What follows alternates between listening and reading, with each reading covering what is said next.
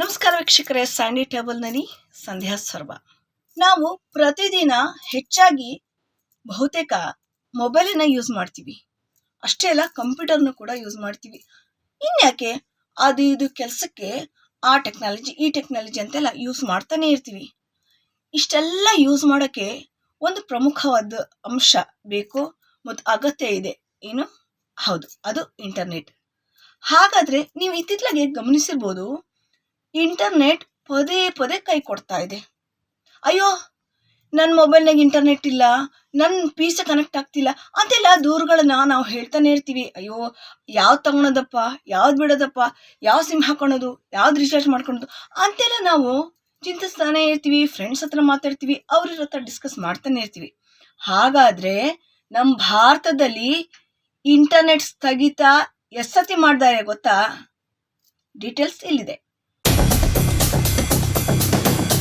ಸತತ 6ನೇ ವರ್ಷವು ಇಂಟರ್ನೆಟ್ ಸ್ಥಗಿತಗೊಳಿಸುವ ವಿಷಯದಲ್ಲಿ ಭಾರತ ಅಗ್ರಸ್ಥಾನದಲ್ಲಿದೆ.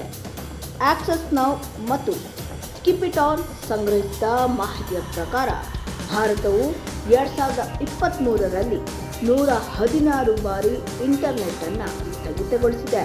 ಇಂಟರ್ನೆಟ್ಟನ್ನು ಸ್ಥಗಿತಗೊಳಿಸುವ ಬದಲು ಇದು ಮಾಡಿದ್ದು ಒಂದೊಂದು ಎಡವಟ್ಟು ಏನಂದರೆ, ಮಣಿಪುರ ಮತ್ತು ಪಂಜಾಬ್ನಂತಹ ಇಡೀ ರಾಜ್ಯದ ಇಂಟರ್ನೆಟ್ಟನ್ನು ಸ್ಥಗಿತಗೊಳಿಸುವ ತನ್ನ ಚಾಳಿಯನ್ನು ಹೆಚ್ಚಾಗಿದೆ ಅಂತ ಈ ಮಾಹಿತಿ ಹೇಳಿದೆ.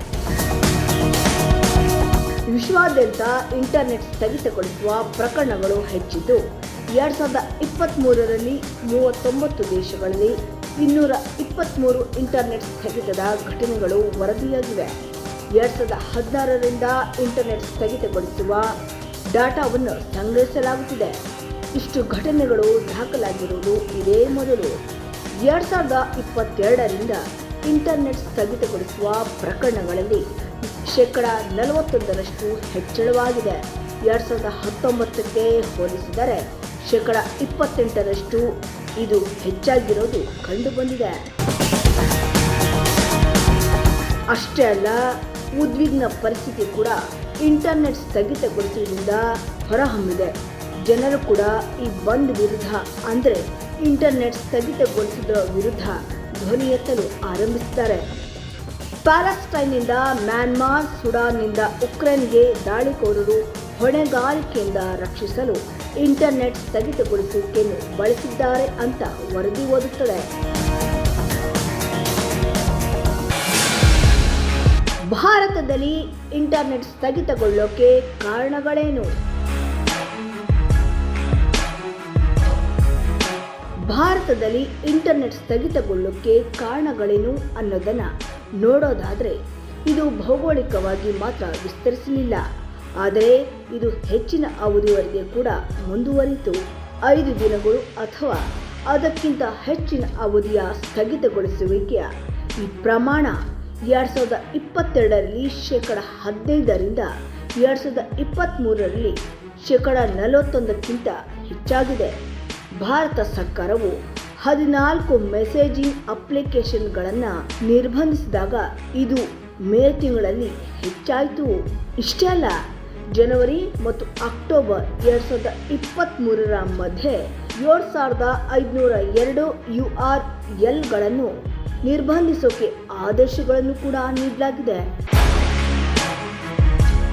ಭಾರತದ ಹೊಸ ಟೆಲಿಕಾಂ ಕಾನೂನಿನಿಂದಾಗಿ ಕೇಂದ್ರ ಸರ್ಕಾರ ಸ್ಥಗಿತಗೊಳಿಸುವ ಹೆಚ್ಚಿನ ಅಧಿಕಾರ ಪಡೆದುಕೊಂಡಿದ್ದು, ಫಲಿತಾಂಶ 6ನೇ ಸ್ಥಾನಕ್ಕೆ ಈಗ ಏರಿರೋದು. ಆದರೂ ಜಮ್ಮು ಮತ್ತು ಕಾಶ್ಮೀರದಲ್ಲಿ ಇಂಟರ್ನೆಟ್ ಸ್ಥಗಿತಗೊಳಿಸುವಿಕೆಯನ್ನು ಕಡಿಮೆ ಮಾಡಲಾಗಿದೆ. 2022ರಲ್ಲಿ ಜಮ್ಮು ಮತ್ತು ಕಾಶ್ಮೀರದಲ್ಲಿ 49 ಬಾರಿ ಇಂಟರ್ನೆಟ್ಟನ್ನು ಸ್ಟಾಪ್ ಮಾಡಲಾಗಿದೆ. 2023ರಲ್ಲಿ ಈ ಸಂಖ್ಯೆ 17 ಆಗಿತ್ತು. ಈ ಇಂಟರ್ನೆಟ್ ಸ್ಥಗಿತದಿಂದ ಬರೀ ವ್ಯಾವಹಾರಿಕವಾಗಿ ಜನಸಾಮಾನ್ಯರಿಗೆ ಅಥವಾ ಮೊಬೈಲ್ ಅದು ಇದು ಯೂಸ್ ಮಾಡೋರಿಗೆ ಮಾತ್ರ ತೊಂದರೆ ಆಗಿಲ್ಲ.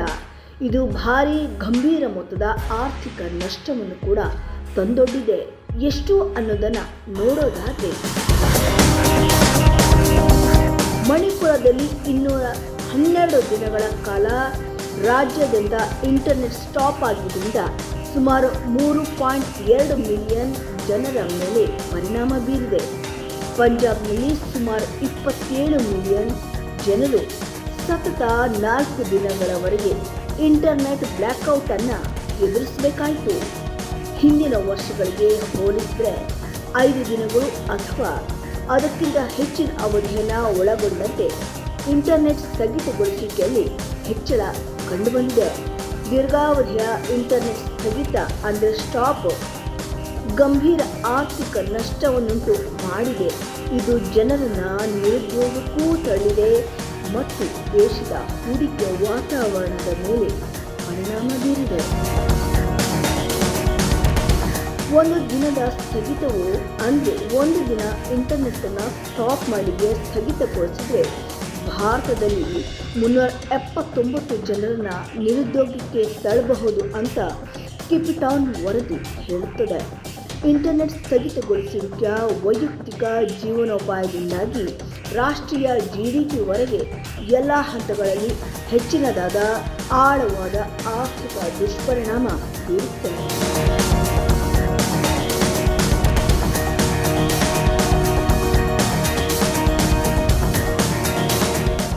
ನೋಡಿದ್ರಲ್ಲ ವೀಕ್ಷಕರೇ, ಇಂಟರ್ನೆಟ್ ಯಾಕೆ ಪದೇ ಪದೇ ಸ್ಟಾಪ್ ಆಗ್ತಾ ಇದೆ, ಯಾಕೆ ಅವು ಇವು ಮೊಬೈಲ್ ಸೇರಿದಂತೆ ವರ್ಕ್ ಆಗ್ತಿಲ್ಲ, ನಮ್ಮ ಭಾರತ ಕುಖ್ಯಾತಿ ಯಾಕಾಗ್ತಾ ಇದೆ, ಅಗ್ರಸ್ಥಾನ ಹೆಂಗ್ ಪಡೀತು ಅನ್ನೋದನ್ನ ಮತ್ತೊಂದು ವಿಷಯದೊಂದಿಗೆ ಸ್ಯಾಂಡಿ ಟೇಬಲ್ನಲ್ಲಿ ಬರ್ತೀನಿ. ಅಲ್ಲಿವರೆಗೆ ನಮಸ್ಕಾರ.